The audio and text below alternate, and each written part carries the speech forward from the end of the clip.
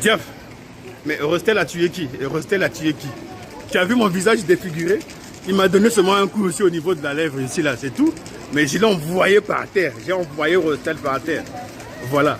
Il est tombé comme un gros porc, là. Après, il a fouillé. Nous sommes vendredi 19 juillet 2024. Il est 13h45. Tu m'as vu mourir?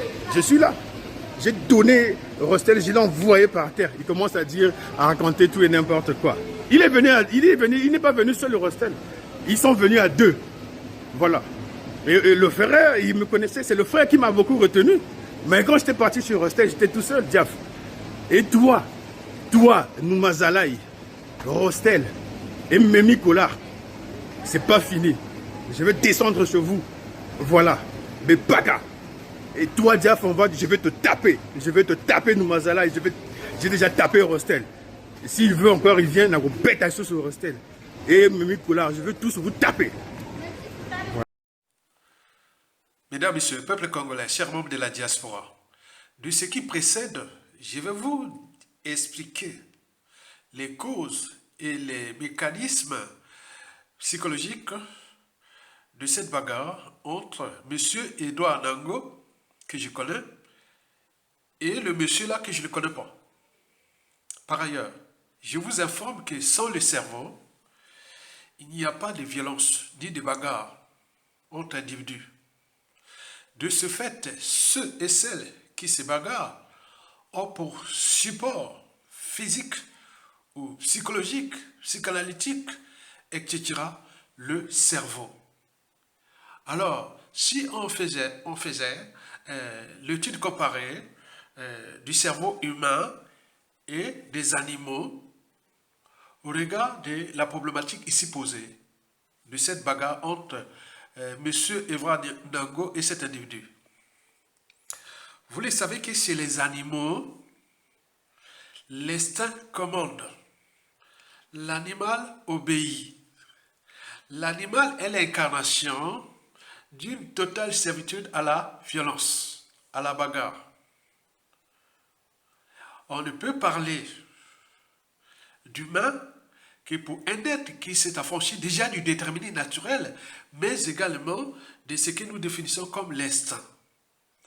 C'est l'animal, c'est la fuite ou l'attaque. Si vous faites ça, l'animal va soit vous attaquer ou fuir. Et pourquoi? C'est parce que dans le cerveau de l'animal, il y a des fonctions cérébrales qui sont déjà chez nous, développées chez nous, et que l'animal n'a pas. Par exemple, il y a 3 cerveaux que vous ne savez même pas, que nous avions 3 cerveaux. Le premier cerveau qui est très développé chez les animaux, jusqu'aux primates, qu'on appelle le cerveau reptilien. Là où il y a toutes les fonctions réflexes, les réflexes, l'agressivité, la fuite ou l'attaque et tout compagnie. C'est très développé ce jeu. Et ce qu'on appelle le cerveau de l'instinct, l'instinct animal, il est très développé. Il occupe chez nous une toute petite partie, la base du cerveau, où arrivent tous les 5 sens. Les 5 sens arrivent par ce cerveau-là. Les yeux, le nez, la bouche, la peau, et voilà. Et donc, l'animal n'a pas d'émotion. L'émotion est humaine. L'animal n'est pas conscient. Il n'a pas franchi les barrières de la raison. L'animal n'est pas conscient ni émotionnel. Non. Il n'a que les réflexes, l'instinct. Et donc ça, ce qui fait que les animaux sont les champions de la violence. Et souvent dans la dynamique des espèces que nous étudions en sciences naturelles, ou en SVT, biologie, géologie, voilà, vous connaissez ça. Et donc dans la dynamique des espèces, c'est la loi de la jungle, on l'appelle la loi du plus fort, dominé, dominant, proie, prédateur. On est bien d'accord? Mais surtout c'est pour, soit pour la reproduction, la violence c'est souvent pour la reproduction, soit pour la nourriture, ou surtout pour les territoires. Tout est violence là-bas, chez les animaux. Tout se règle par la violence. Parce que c'est l'instinct. Ils n'ont pas d'émotion. Ils n'ont pas franchi les barrières de la raison. Et voilà pour l'essentiel de l'explication chez les animaux. Quand vous voyez un animal, on ne va pas négocier avec un animal. À moins que vous l'avez entraîné, conditionné par des réflexes conditionnels. Les réflexes de Pavlov, vous le connaissez très bien. Mais quoique, même si vous avez dompté un animal, mais il reste toujours un animal. Donc il y a toujours cet instinct. Chez les humains, par ailleurs, à la différence des animaux, nous avions d'autres fonctions qui sont déjà là, qui font qu'en fonction des prédispositions génétiques, de la psychanalyse, de la psychologie et ou de la situation, nous pouvons ou non entrer dans la bagarre. Chez nous, c'est compliqué chez l'humain. Ok, chez les animaux, c'est automatique. C'est automatique. Or, chez nous, on doute, on réfléchit, voilà. Tu fais comme ça, mais pourquoi tu veux faire ça, c'est ça. Donc maintenant, nous allons expliquer un peu le cheminement d'une bagarre et où chez les humains. En particulier, ce qui venait de se passer entre M. Evra Nango et ce monsieur. En fait, sans le cerveau, il n'y a pas de bagarre. On l'a dit. Donc, le cerveau a été au cœur de ce qui s'est passé entre Evra Nango et ce monsieur. C'était déjà prévisible. Chez nous, cette bagarre, il y a des bagarres instantanées. Hein? Il y a des bagarres instantanées, on arrive dans une bagarre, on ne sait même pas, on ne sait pas, voilà. Mais les bagarres là, à moins que la personne soit déjà psychologiquement dérangée, hein, genre malade, mentalement et autres, mais ce genre de bagarre, je connais le Evra Nango, j'ai entendu parler de ce monsieur-là, il est là, se montrer, tout ça, l'a envoyé dans les réseaux, Jean-Louis Okemba, et qui nous a fliqués ici en France, et qui nous a terrorisés ici, Jean-Louis Okemba. Et donc, j'ai vu là, les gars là, toujours avec ces gens-là. Et donc, nous, on cherche les moyens de comprendre de tout ça, même on a des informations, mais celui qui blesse ou tue peut t'oublier, mais celui qui blesse ou tue peut t'oublier, mais celui qui porte les cicatrices et ou les deux n'oubliera jamais. Donc, pour comprendre la bagarre chez l'humain, il y a plusieurs facteurs. Il y a les prédispositions génétiques. Il y a la psychanalyse, le vécu de l'individu. Il y a la psychologie. Il y a la situation. Et les enjeux, etc. Donc, il y a toute une nébuleuse des contraintes et même d'opportunités, tout compagnie, on peut tout mélanger. On est bien d'accord? Très bien. Mais non, qu'est-ce qui s'est passé entre Evra Nango et ce monsieur? Alors, on entre dans le lycée scientifique ou neuroscientifique, psychologique, psychanalyse et de cette bagarre. En fait, pour arriver à une bagarre comme ça, bon, il y a le premier cerveau, le reptilien. Le cerveau social. Celui qui requiert toutes les informations venaient des 5 sens. Donc, avant d'arriver à cette bagarre, il a dû avoir des informations qui sont rentrées dans les 5 sens de Evra Nango et ou de ce monsieur. Soit ça peut se passer par les humiliations, dénigrements, traitises et tout compagnie. Si Evra Nango et ce monsieur étaient des animaux, la bagarre aurait déjà commencé depuis. Mais quoique, on ne peut pas, un animal ne va pas parcourir des kilomètres pour aller chercher une bagarre et autres, non. Ça se passe spontanément, c'est spontané. Mais là, les gens ont programmé des choses, ils sont allés chercher, voilà, il s'est passé quelque chose. Donc, il y a dû avoir de l'humiliation. Et donc, l'humiliation passée, et donc il faut vraiment en tenir compte de ça. Humiliation, dénigrement, point des choses se passaient. Donc, ce sont des gens peut-être qui se connaissent au monde, ou des problèmes de jalousie et tout compagnie, ils ont dû dire des choses. Et ces informations-là sont rentrées dans le premier cerveau, qu'on appelle le reptilien. Et donc, chez l'animal, c'est très développé. C'est le cerveau de l'agressivité, de l'instinct et autres. Mais chez nous, c'est de l'intuition, de l'inconscience. C'est de l'inconscience. Eh bien oui. Et donc là, notre vie n'est pas que inconscient, qu'on appelle le social seulement. Il y a un deuxième cerveau qui vient après là aussitôt, qu'on appelle le système limbique. Les cerveaux des émotions et de la formation de la mémoire.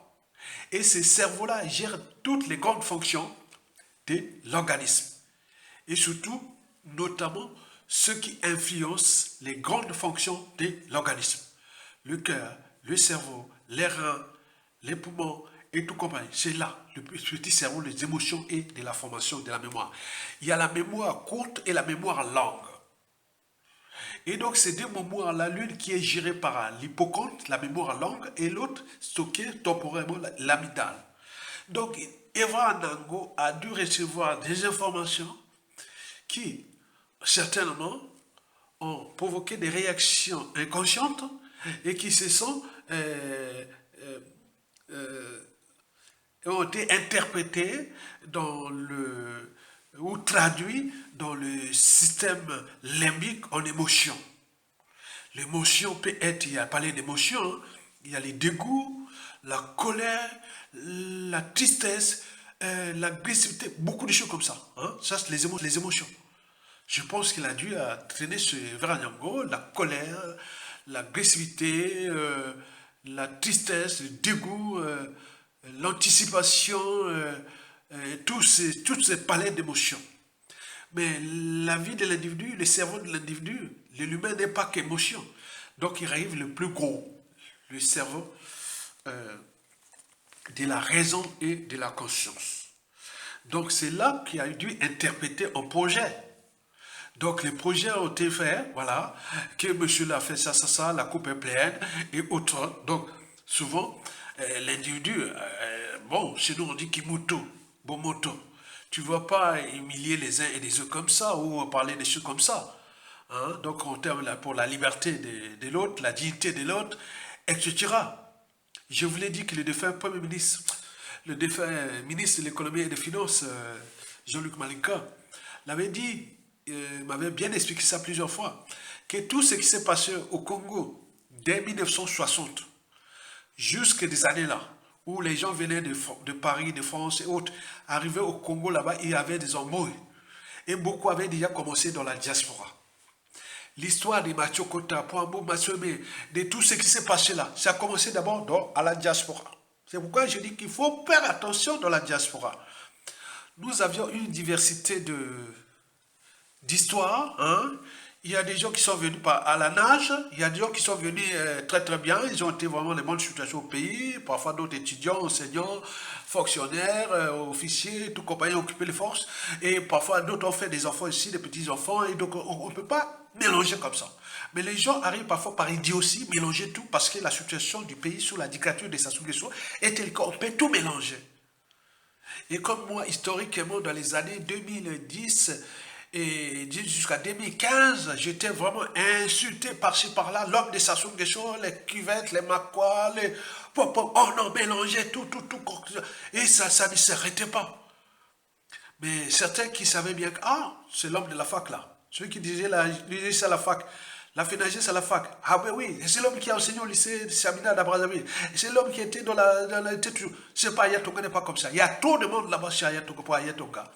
Beaucoup d'officiers supérieurs, ils sont là. Que ce soit la police, les renseignements, tout. L'université, les fonctionnaires et tout, il y en a plein. Pas que c'est de ma famille, mais également de la tribu, mais également du nord, de la Cuvette, du sud.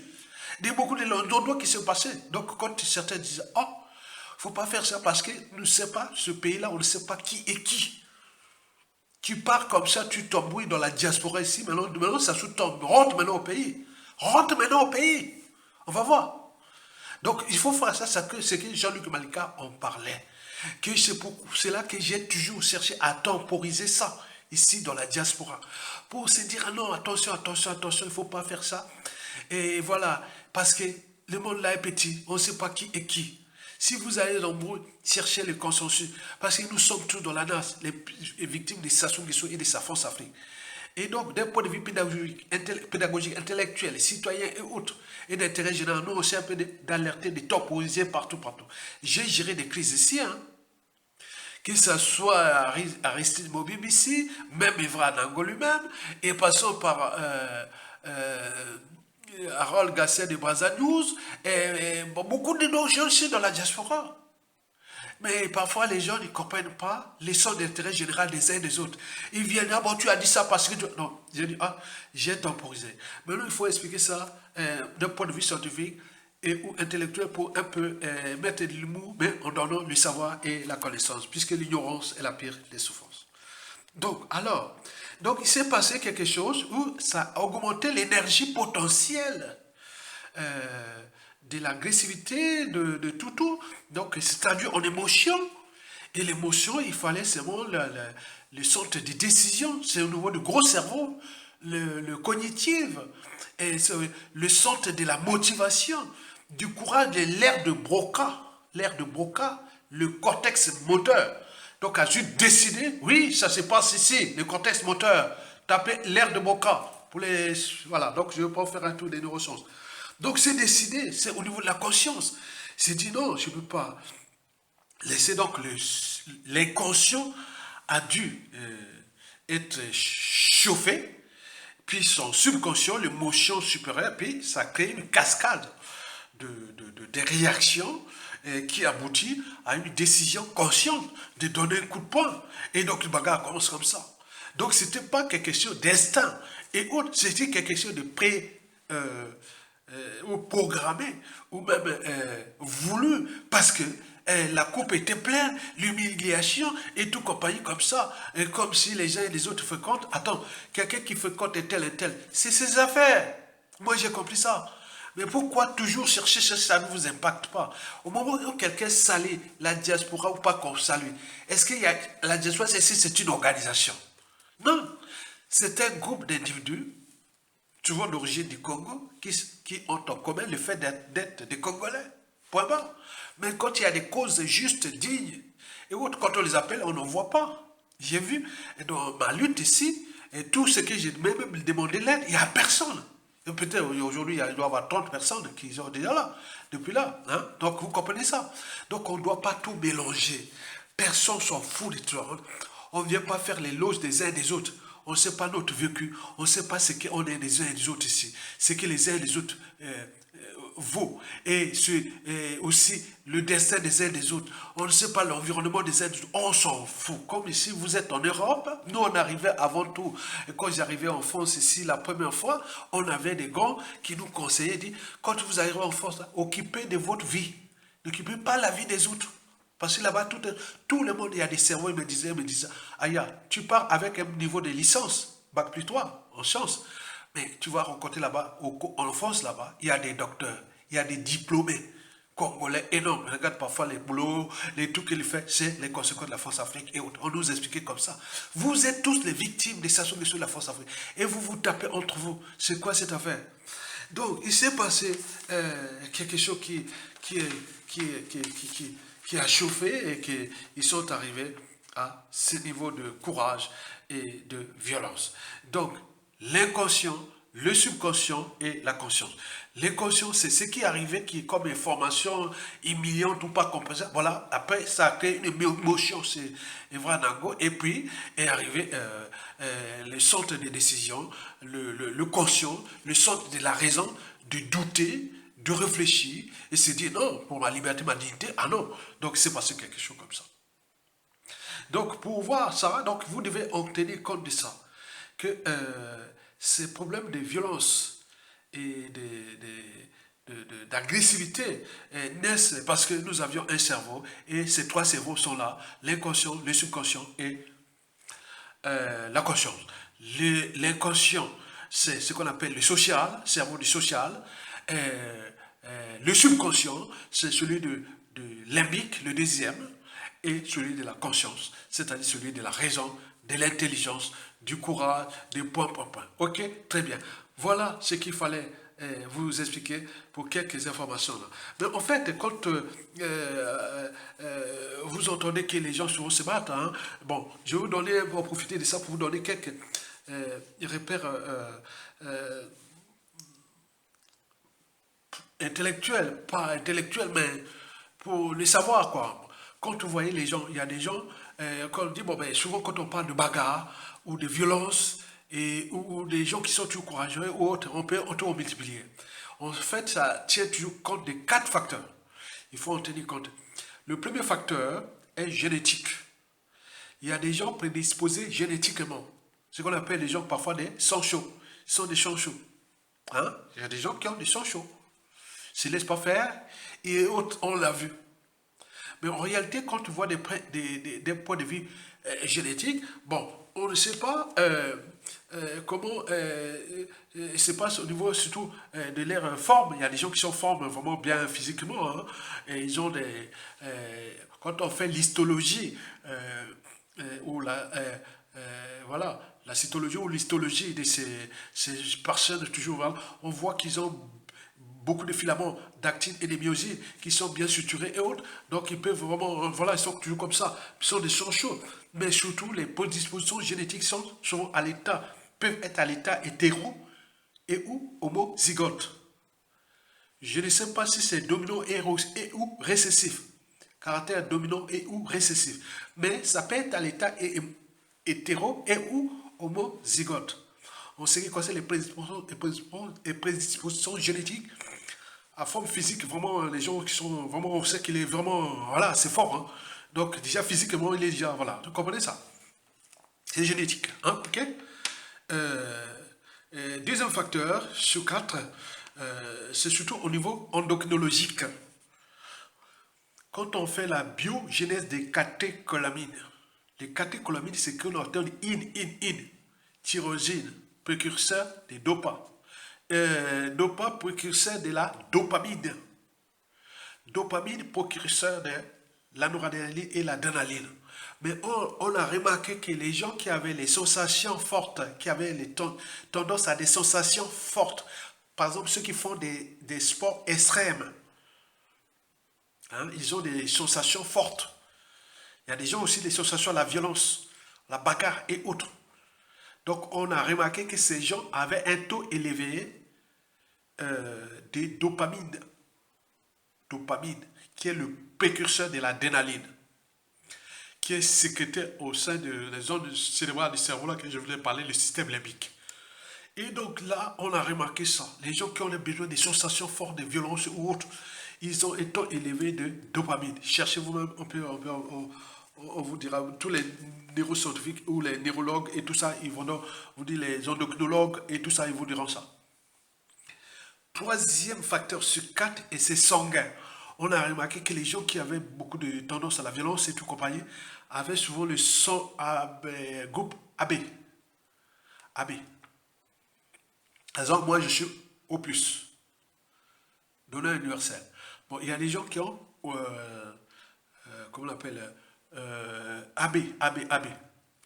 Ok, très bien. Et quatrième facteur, et le dernier, c'est souvent psychologique, psychanalytique. Hein? Psychologique et psychanalytique. La psychanalyse, c'est le vécu. Et la psychologie, c'est l'état d'esprit de l'individu. Or, il y a des gens qui sont, depuis des années, sont déjà entraînés, conditionnés, et sous-emplis même de la violence. Par exemple, ceux qui sont physiquement déjà bien, hein, tu vois, on a vu, vous avez vécu à l'école primaire, au collège, au lycée, on a eu des gens qui vous ont cassé la gueule. Moi, j'ai cassé la gueule à l'école primaire et même au collège. Donc, vous voyez, donc ça arrive parfois rien du tout. Donc, il y a des gens au niveau d'agressivité, ils sont tenus, ils sont conditionnés, ils sont physiquement, voilà, ou même ils ont appris, hein, par exemple, qui se maîtrisent, ceux qui entraînent au bagarre, à la boxe, après le soir, bon, c'est pour se maîtriser. Mais ces gens-là sont déjà entraînés. Mais quand il arrive du bagarre, il ne faut pas aller les provoquer. Il arrive que tu arrives à te casser la gueule. Et donc, il faut faire attention. Et donc, j'ai vu Fandango un peu soulagé. Mais attends. Bon,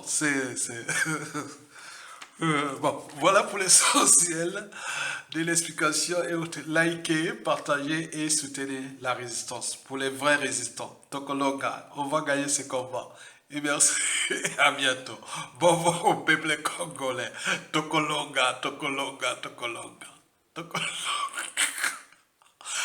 Bon, excusez-moi pour les explications scientifiques, mais il faut les donner comme ça. Donc, regardez les schémas qui sont là, que ça va vous aider. Parce que le savoir et la connaissance vous libèrent. Merci beaucoup. À bientôt.